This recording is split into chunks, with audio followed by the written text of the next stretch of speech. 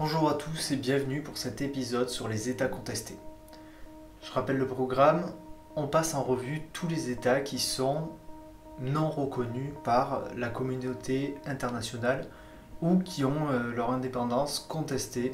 Et aujourd'hui on va parler du Kosovo, c'est un État des Balkans qui est en conflit avec la Serbie contre laquelle il a fait sécession à la fin des années 90 après la chute de la Yougoslavie. Aujourd'hui, l'indépendance du Kosovo est acquise de fait, mais la Serbie revendique toujours le territoire et des conflits demeurent. On va alors découvrir l'histoire du Kosovo et sa situation actuelle. Générique.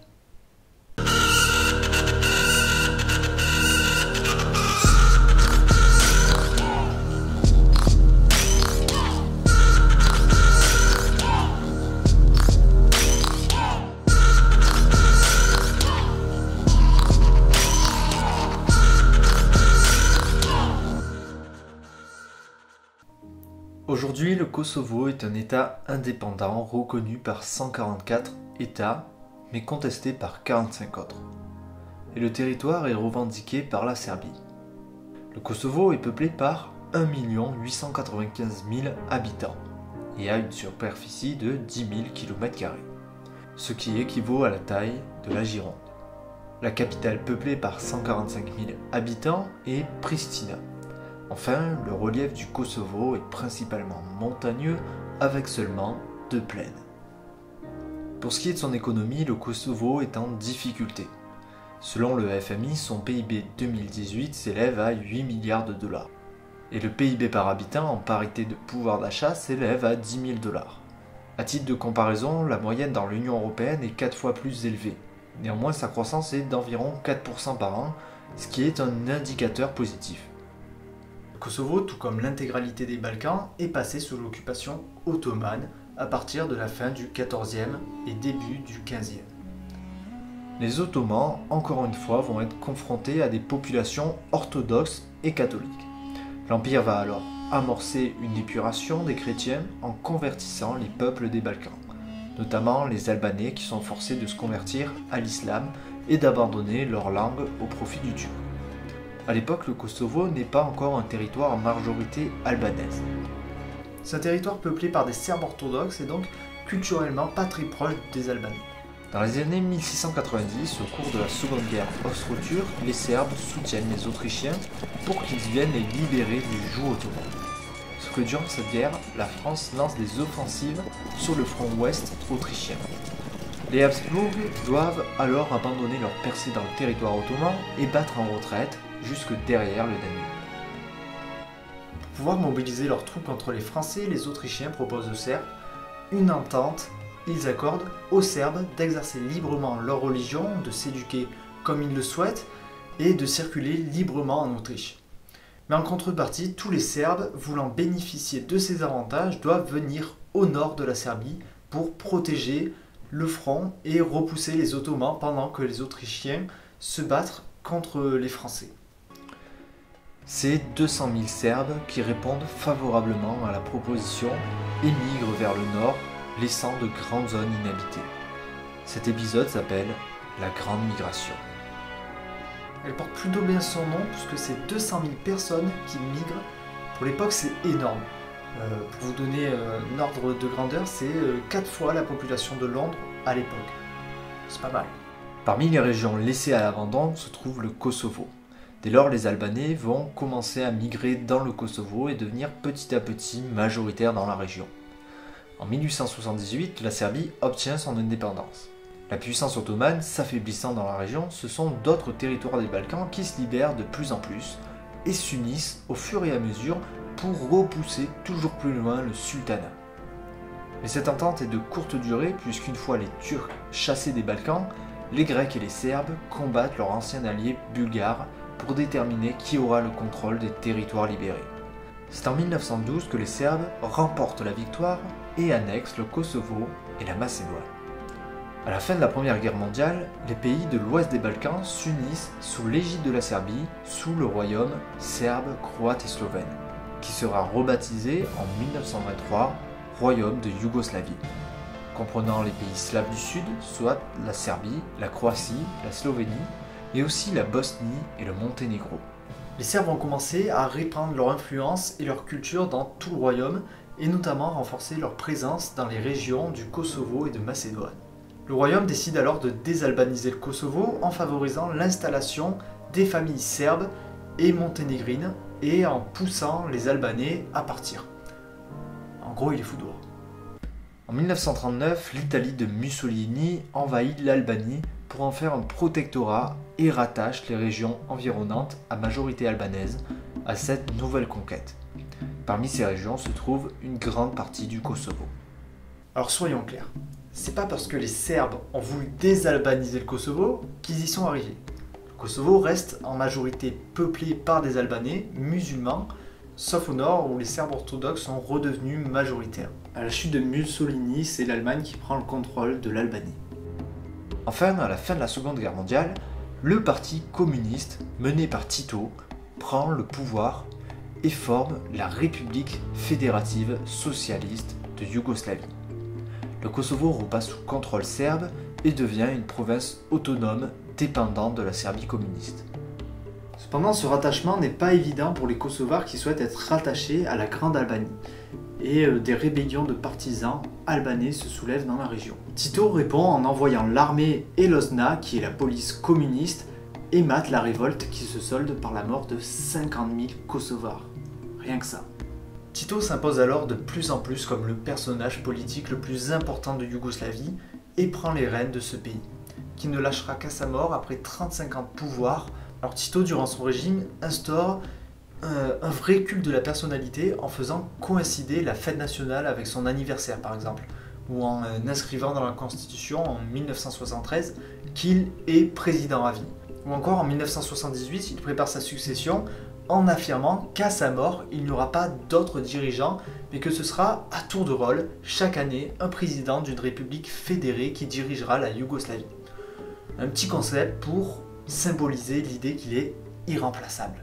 Un an après, les Kosovars se révoltent et demandent un changement du statut de province autonome à celui de république fédérée, ce qui leur permettrait d'accéder au pouvoir pour un an comme les autres républiques.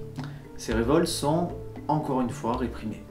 Cependant, à la fin des années 80, la Yougoslavie entre dans une crise économique dévastatrice.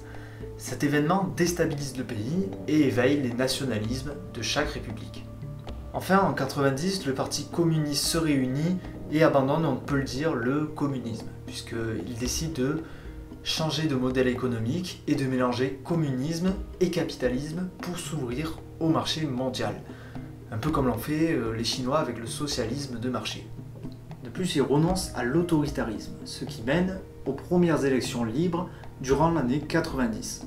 Les Slovènes, les Croates et les Bosniaques élisent le parti démocratique à la tête de leur pays. En Macédoine, ce sont les nationalistes qui obtiennent la majorité.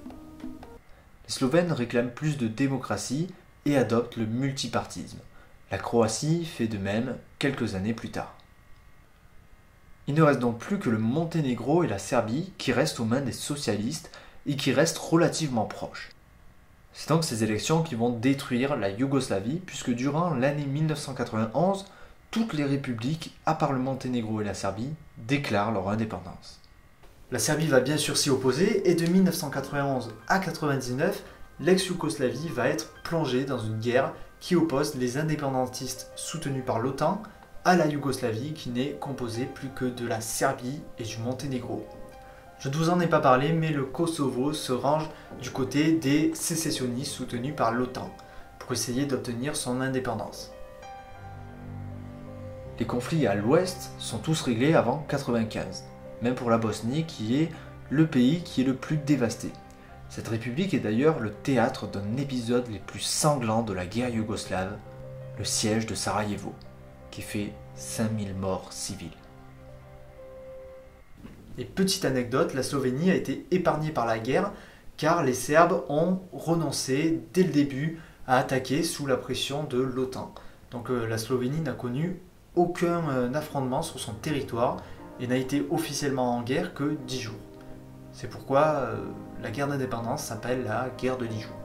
De l'autre côté, les conflits qui durent plus longtemps sont ceux au sud, donc le Kosovo et la Macédoine. Mais comme c'est l'objet de la vidéo, on va désormais se pencher principalement sur le Kosovo. En 1996 est créée l'armée de libération du Kosovo, l'UÇK. Alors, ce n'est au début pas une armée organisée comme on pourrait l'imaginer, mais c'est plutôt une milice qui va mener des opérations discrètement, un peu comme les maquis de résistants faisaient en France durant l'occupation allemande. Ils vont assassiner des hommes politiques, des policiers, ou alors tuer les Kosovars qui collaborent avec les Serbes. Les Serbes vont bien entendu prendre des mesures pour limiter les insurrections et les attentats, et dans cet élan, ils vont commettre le massacre de Račak, qui se déroule le 15 janvier 1999, où la police serbe entre dans un village et tue 45 civils albanais. La communauté internationale réagit donc et l'OTAN décide d'agir comme il avait fait pour la guerre yougoslave, et il décide de mettre un terme à la guerre du Kosovo en lançant l'opération Force Alliée. Durant 78 jours, l'OTAN va lancer 58 574 attaques aériennes sur la Serbie, ce qui fait une moyenne de 750 opérations aériennes par jour. C'est juste énorme. Ainsi, le 9 juin 1999, la Serbie capitule et la guerre du Kosovo prend fin, laissant la région sécessionniste sans statut défini en la plaçant sous protectorat international sous l'égide de l'ONU. Le Kosovo reste en attente d'un éclaircissement de la situation et est donc bloqué politiquement et économiquement. Pour mener les négociations, deux partis s'affrontent. Le parti LDK qui prône la non-violence et le Parti démocratique du Kosovo, le PDK, qui est la branche politique de l'armée de libération du Kosovo, l'organisation pro-violence par excellence. En 2007 est votée à l'ONU une solution projetant l'indépendance du Kosovo sous supervision de l'ONU. Cette solution est rejetée par la Russie et la Chine qui posent leur veto.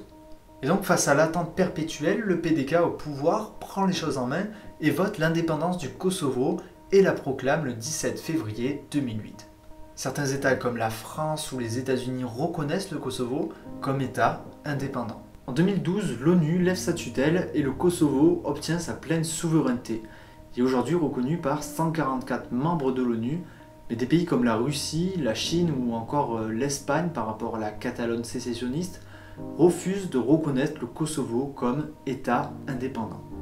Début 2018, une cour de justice spéciale a été ouverte pour juger les crimes commis par l'UÇK, l'armée de libération du Kosovo, pendant la guerre sur les civils serbes et albanais. Notamment par un groupe armé de l'UÇK, le Drenica, qui était dirigé par Hashim Thaçi, l'actuel président du Kosovo, et qui dirigeait le pays de 2008 à 2014 en tant que Premier ministre. Et donc le Drenica est accusé d'avoir fait kidnapper des Serbes et de les avoir amenés en Albanie pour les tuer et revendre leurs organes.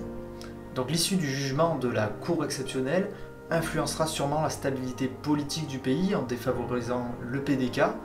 L'UÇK est en plus accusé de trafic de drogue en collaboration avec la mafia italienne. L'UÇK aurait détenu 40% du marché européen d'héroïne. Pour finir, l'UÇK est accusé d'épuration ethnique envers les Roms et les Serbes du Kosovo. Intéressons-nous désormais à la situation actuelle du pays. Aujourd'hui, le Kosovo est frappé par le chômage de masse et souhaite activement rejoindre l'Union européenne. Tout comme la Serbie, l'Union européenne exige cependant sur ce sujet que les deux États trouvent un accord de paix et se reconnaissent mutuellement pour pouvoir intégrer l'Union européenne. Une solution devrait donc être négociée de plus en plus sérieusement entre les deux pays pour que la situation puisse se débloquer. Mais des points restent toujours tendus comme le territoire à majorité serbe au nord qui souhaite être rattaché à la Serbie. En plus, il y a des monastères orthodoxes sacrés placés au patrimoine mondial de l'UNESCO que les Serbes souhaitent récupérer pour les protéger du Kosovo à majorité musulmane. L'UE joue un rôle très important dans la résolution du conflit parce qu'elle représente pour les Balkans une solution économique incroyable. Elle impose donc aux pays des Balkans de rétablir l'ordre et la paix, sans quoi intégrer l'Union européenne serait impossible. Néanmoins, il semblerait que le Kosovo ait une autre solution pour se sortir de la crise. C'est un accord avec l'Albanie pour former tout simplement le projet de Grande Albanie. Parce que ce sont deux pays à population albanaise et c'est indéniable, ils souhaitent se rapprocher, peut-être même fusionner sous forme d'une union économique et politique. Et ils ont affirmé en 2015 qu'ils veulent former cette union, soit en intégrant tous deux l'Union européenne, ce qui semble impossible avant au moins 20 ans, soit en coopérant au sein du projet de Grande Albanie qui permettrait au Kosovo de se désenclaver et à l'Albanie de s'étendre au nord. La Serbie, à l'heure actuelle, est l'État le plus susceptible de rejoindre l'Union européenne, mais le Kosovo, lui, en est encore loin. Bref, vous l'avez compris, la Serbie et le Kosovo sont indépendants. S'ils veulent devenir membres de l'Union européenne, ils doivent s'entendre pour régler le conflit qui les oppose.